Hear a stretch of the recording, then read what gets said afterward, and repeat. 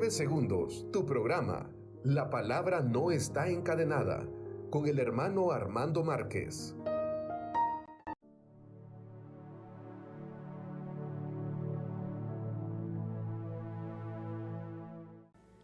Tema 50.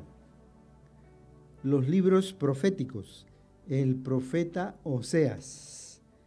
Te desposaré en fidelidad.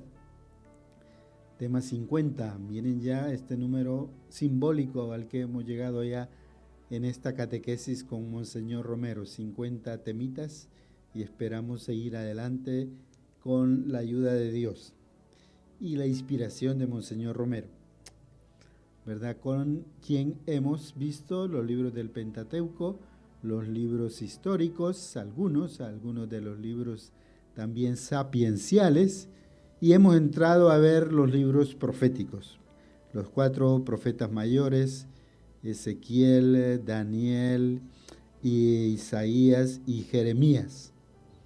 La vez pasada hablamos del pequeño libro de Baruch, y hoy consideraremos al profeta Oseas, señalado como el primero de los profetas menores. Menores no con menor importancia, sino como vamos a ver hoy, tiene un gran mensaje este profeta de Oseas. Y para introducirnos en el tema, le vamos a pedir a nuestro hermano Eduardo Cerrato que nos lea alguna introducción a este tema bíblico.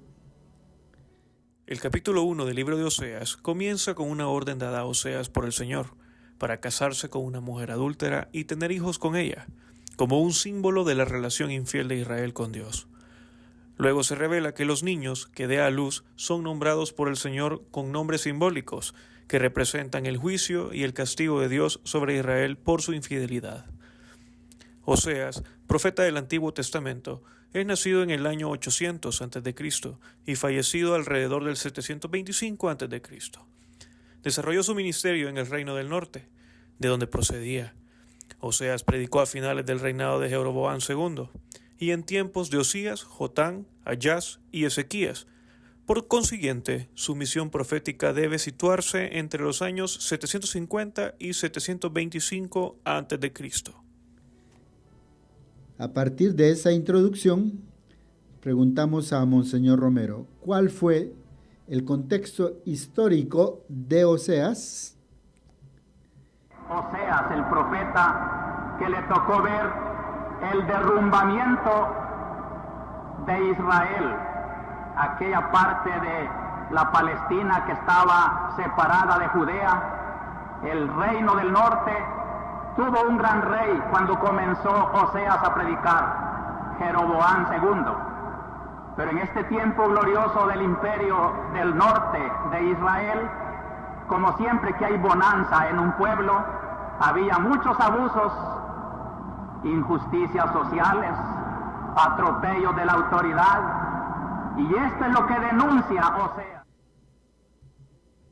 Importante, ¿verdad?, que Monseñor Romero ubica históricamente el libro de Oseas, así como lo hemos venido viendo que lo hace con la mayoría de libros de la Sagrada Escritura.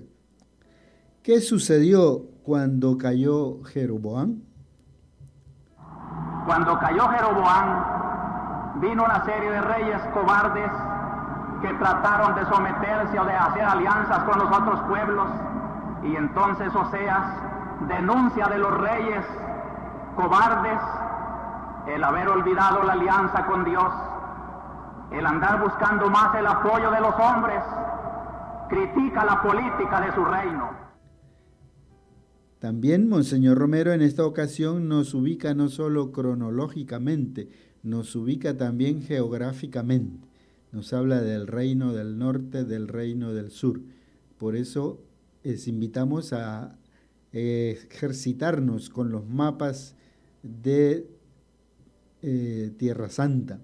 Leamos, veamos, echémosle un vistazo a los mapas que traen nuestras Biblias. Monseñor Romero, ¿cuál fue la misión profética de Oseas? El profeta puede predicar contra la política de su tiempo, cuando esa política está contra la ley del Señor.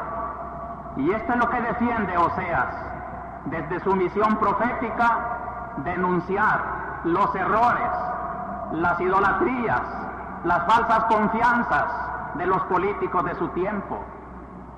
Entonces, este es el Dios que anuncia Oseas en un ambiente tan difícil como los nuestros. Había caído Israel en la idolatría de adorar a los Baales, y ya mezclaban esa idolatría de un Dios falso con el Dios de la Biblia. Y Oseas está aquí para defender la pureza de la Biblia, de la revelación de Dios, contra la idolatría que se está mezclando con la verdadera religión. Denuncia de idolatrías ha sido la misión siempre de los profetas y de la iglesia. ¿Quiénes eran entonces, Monseñor Romero, los Baales? Baales de los que habla Oseas. Los Baales eran dioses de la fecundidad. Creían que toda la cosecha, la lluvia, los soles, dependían del dios Baal. Monseñor Romero, ¿y la voz del profeta Oseas, será que tiene también hoy día actualidad? Ya no es el dios Baal, pero hay otros ídolos tremendos de nuestro tiempo. El dios dinero, el dios poder, el dios lujo, el dios lujuria. ¿Cuántos dioses entronizados en nuestro ambiente? Y la voz de Oseas tiene actualidad también ahora para decirle a los cristianos: no mezclen con la adoración del verdadero Dios esas idolatrías. No se puede servir a los señores, al Dios verdadero y al dinero. Se tiene que servir a uno solo, como Mateo, que se convierte de la idolatría del dinero para seguir a su único Señor Jesucristo. Debía de haber conversión también para purificar la verdadera religión. De nuevo aparece aquí el tema de la idolatría y su denuncia. Monseñor Romero recalca en él, como hemos ido viendo a lo largo de varios de los libros que hemos comentado, porque él también, como buen profeta, pues también fue parte de su misión denunciar nuestras idolatrías. Monseñor Romero, el profeta Oseas anuncia a Dios de forma encarnada en la cultura del pueblo. ¿De qué manera lo hace? Y el Dios que anuncia Oseas miren cómo encarnando en su ambiente, toma el lenguaje de los rituales idolátricos de Baal, que cantaban a la aurora, que cantaban a la lluvia, que cantaban al sol, para orientar ese lenguaje idolátrico hacia el verdadero Dios. Y les habla de un Dios que cae como lluvia tempranera para fecundar la tierra, de un Dios que empapa la tierra y la hace fecunda. Es el Dios verdadero, no es el Baal. Y les habla de un Dios que es fiel como la aurora, que fielmente amanece todas las mañanas y que es claro y lúcido como el sol que alumbra todos los días. Con ese lenguaje, pues, que los idólatras convertían en ofensa de Dios, el profeta anuncia al verdadero Dios y les habla, en cambio, con su mismo lenguaje de la falsedad de sus cultos. En este sentido, el Papa Francisco ha dicho recientemente de esta manera: no se puede predicar un evangelio en abstracto, destilado, dice.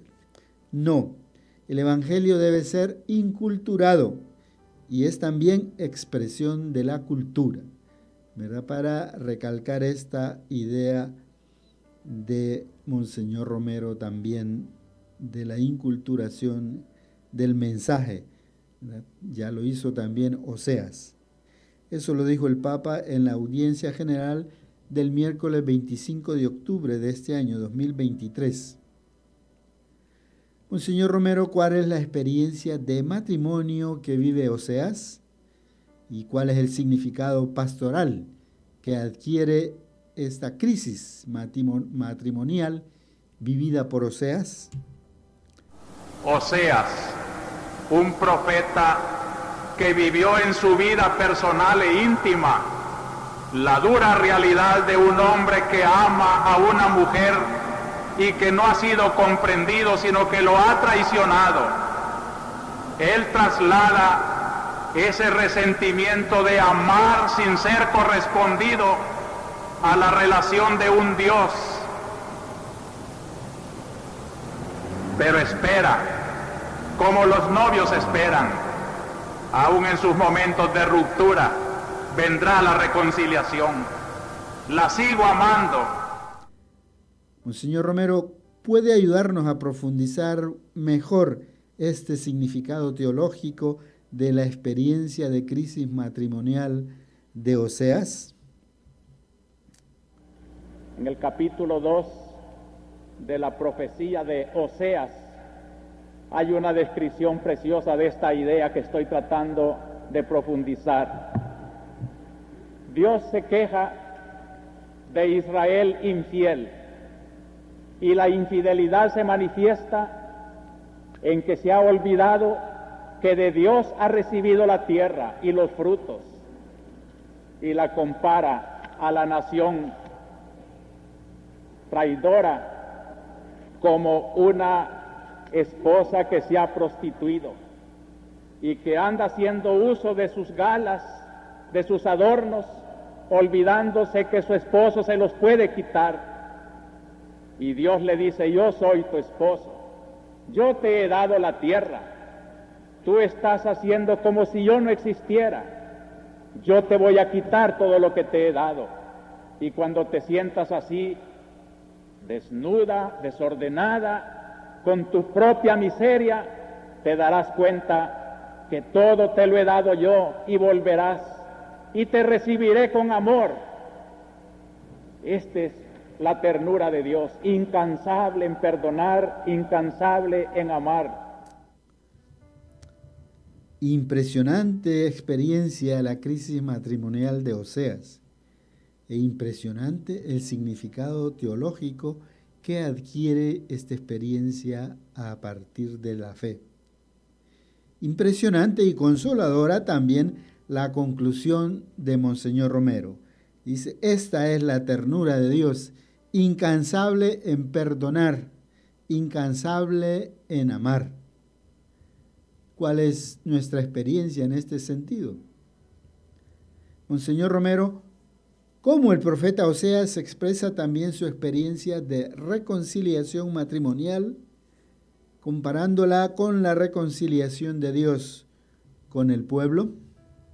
Y llegó la reconciliación, y el profeta entonces pone en los labios de Dios unos sentimientos que son suyos, pero trasladados a lo divino y a las relaciones de un Dios con un pueblo predilecto que no la ha sabido corresponder, un pueblo que lo ha traicionado, duro de corazón, como lo llama la Biblia, insensible a las ternuras de Dios. Pero entonces, con la ilusión de un perdón y de un retornar, Dios dice: yo la cortejaré, me la llevaré al desierto, le hablaré al corazón, y me responderá allí como en los días de su juventud, como el día en que la saqué de la esclavitud. Preguntémonos a nosotros mismos nuevamente, ¿cuál es nuestra experiencia? ¿Nos hemos sentido enamorados, cortejados por este Dios amoroso, a pesar de nuestras infidelidades? ¿Cuándo y cómo nos ha llevado Dios al desierto y nos ha hablado al corazón? ¿Cómo le hemos respondido? Monseñor Romero, ¿cuál es el significado espiritual de la rememoranza que aparece en este texto de Oseas capítulo 2, del 19 al 20? hay una rememoranza de la época en que Dios iba haciendo cariños tan grandiosos con su pueblo, sacarlo de la esclavitud de Egipto, trasladarlo milagrosamente por el desierto. En el desierto, junto al monte Sinaí, hay el pacto entre Dios y la humanidad, como diríamos, allí se celebra el matrimonio. Y Dios recuerda todas estas cosas de la alianza con la esperanza de encontrar respuesta de amor a su amor menospreciado. Pasemos ahora a una breve pausa musical. Si estás perdiendo tu fe y nada resulta ya, si estás perdiendo la fe en el Señor y ya no das para más, si estás perdiendo la fe y ya no hay tiempo para Él, si ya no piensas igual que ayer y ya no sabes qué hacer, ven, dame un abrazo, ven, ora conmigo, pues yo soy tu hermano, tú cuentas conmigo, ven, dame un abrazo, ven, ora conmigo, pues yo soy tu hermano, tú cuentas conmigo. Si en tu corazón todo se apagó y ya nada bueno queda, cuando todo va de mal en peor, cuando sube la marea y parece ser, te da la impresión que vas en contra del mundo, todo lo que hay, todo lo que ves te parece absurdo, cuando te han pecado, cuando tú estás triste, cuando todos van. Preguntas para una mejor comprensión y aplicación de esta catequesis bíblica de Monseñor Romero. ¿Cuál fue el contexto histórico de Oseas? ¿Qué sucedió cuando cayó el rey Jeroboam? ¿Ubicamos nosotros geográficamente dónde quedaban el reino del norte, Israel, y dónde quedaba el reino del sur, Judá, en esta época de Oseas? Hagamos el ejercicio de dibujar ahí un mapa. ¿Cuál fue la misión profética de Oseas? ¿Quiénes eran los Baales? La denuncia del profeta Oseas contra los Baales tiene también actualidad hoy día. ¿Cuáles son ahora nuestros Baales personales, nuestros Baales familiares, nuestros Baales comunitarios, nuestros Baales sociales? ¿De qué manera el profeta Oseas anuncia a Dios en la cultura de aquel pueblo? ¿Cómo fue la experiencia de matrimonio que vivió Oseas? Sobre todo, ¿cuál fue el significado pastoral y teológico que Oseas le dio a esa crisis matrimonial vivida por él? ¿Cómo el profeta Oseas expresa también su experiencia de reconciliación matrimonial con la reconciliación de Dios con el pueblo? ¿Cuál es en ese sentido nuestra propia experiencia? Nos hemos sentido también nosotros enamorados, cortejados por este Dios amoroso, a pesar de nuestras infidelidades. ¿Cuándo y cómo nos ha llevado Dios al desierto y nos ha hablado al corazón? ¿Cómo le hemos respondido? ¿Cuál es el significado espiritual de la rememoranza que aparece en este texto de Oseas, capítulo 2? Monseñor Romero, a partir de esta catequesis sobre las denuncias del profeta Oseas, ¿qué conclusiones obtenemos de ahí para nuestra vida espiritual, para la misión de la Iglesia? Lean el libro de Oseas. Y allí como que poniendo en las manos de una esposa en el día de las bodas las arras que son el signo de que le entrega todo a ella, para que ella con él colaboren en el engrandecimiento del hogar. Dice cuáles son las arras de este matrimonio. Me casaré contigo en matrimonio perpetuo. Me casaré en derecho y justicia, en misericordia y compasión. Estas son las notas que caracterizan el amor que une a Dios con su pueblo. Este es el amor del novio Cristo con esta iglesia que formamos nosotros. Él espera de nosotros la productividad de esas arras que nos da en su revelación. Derecho y justicia, misericordia y compasión. Por eso la iglesia no puede hablar otro lenguaje. Es el lenguaje del amor que trata de responder al que le ha dado como arras la defensa del derecho de los hombres, la denuncia de las injusticias, de los atropellos. Una esposa fiel tiene que hablar conforme a los gustos de su esposo, y la iglesia fiel a su novio Cristo tiene que agradarlo en el lenguaje de la justicia. Hermanas, hermanos, leamos en los próximos días, como dice Monseñor Romero, como nos pide Monseñor Romero, leamos el libro de Oseas. Identifiquemos la historia de amor y fidelidad de Dios con cada uno de nosotros. Que Dios nos bendiga.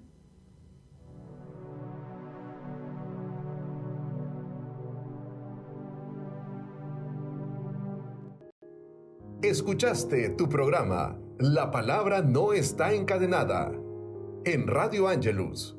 Gracias por tu sintonía.